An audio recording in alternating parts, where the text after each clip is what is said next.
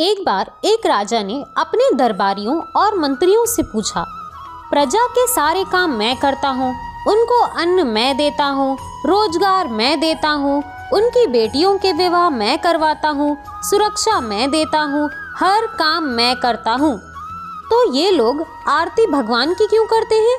मेरी पूजा, मेरी आरती क्यों नहीं उतारते?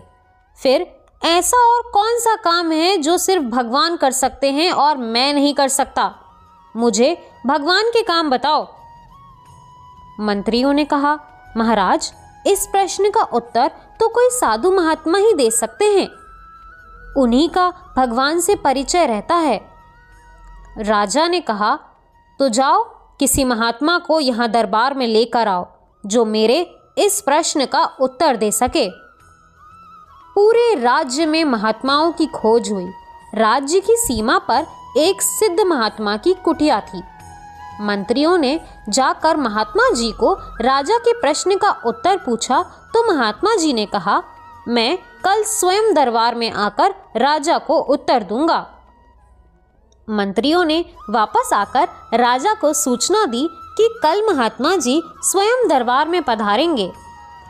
अगले दिन महात्मा जी दरबार में पहुंचे और राजा को देखकर 3 बार हाथ उठाकर प्रणाम किया। राजा ने महात्मा से अपना प्रश्न पूछा।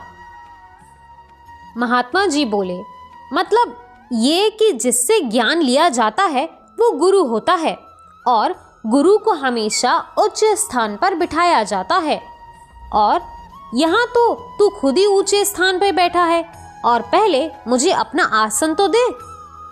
राजा ने महात्मा जी को अपना ही आसन दे दिया। राजा बोला, अब तो बताइए महात्मा जी।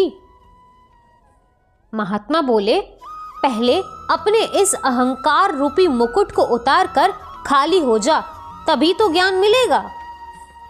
राजा ने कुछ सोचा, फिर मुकुट भी उतार दिया और बोला, महाराज जी, अब तो बताइए कि भगवान का क्या काम है? महात्मा जी ने कहा, पहले गुरु जी को प्रणाम तो कर। राजा ने महात्मा जी की ही तरह 3 बार हाथ उठाकर महात्मा को प्रणाम किया। राजा ने कहा, अब तो बता दीजिए महात्मा जी, अब तो और कुछ करना शेष भी नहीं रह गया है। साधु महात्मा मंद मंद मुस्काए और बोले, तेरी समझ में अभी भी कुछ नहीं आया क्या? राजा बोला, क्या मतलब? महात्मा जी बोले, देख, 2 मिनट पहले मैं तेरे दरबार में आया था। तू ऊंचे सिंहासन पे बैठा था, मुकुट तेरे सर पर था और मैं नीचे खड़े होकर तुझे हाथ जोड़कर प्रणाम कर रहा था। अब 2 मिनट बाद देख, मैं सिंहासन पे बैठा हूँ, तेरे सर पर मुकुट नहीं है और तू नीचे खड़े होकर मुझे प्रणाम कर रहा है। भगवान का बस यही काम है, पल में राजा को रंक कर देते हैं और रंक को राजा बना देते हैं। ये काम सिर्फ भगवान कर सकते हैं, तू नहीं। दोस्तों, कितनी छोटी सी और प्यारी कहानी थी। सच बात है, राजा सब कुछ कर सकता है, लेकिन जो काम भगवान कर सकते हैं वो कभी नहीं कर सकता। और भगवान की महिमा ही ऐसी है, वो चाहे तो पल में राजा से रंक और रंक को राजा बना सकते हैं, क्योंकि वो तो योगेश्वर हैं, उन्हें सारी विद्याओं का ज्ञान है। वो परमात्मा है, इस पूरी सृष्टि के संचारक हैं। हम जो खेल खेल रहे हैं आज जीवन रूपी, ये सब उन्हीं ने बनाया है।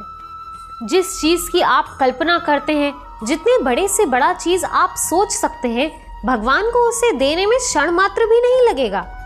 तो आप सोचिए, इस सृष्टि के संचालक के पास वो सब कुछ है जो आप कभी सोच भी नहीं सकते। भगवान की पावर का आप कभी अंदाज़ा नहीं लगा सकते। दोस्तों, मुझे ये कहानी बहुत पसंद आई, जिसमें राजा का घमंड टूटता है और उसे पता चलता है कि भगवान क्या कर सकते हैं। इस कहानी में इतना ही। कहानी सुनने के लिए आपका बहुत बहुत धन्यवाद। राधे राधे।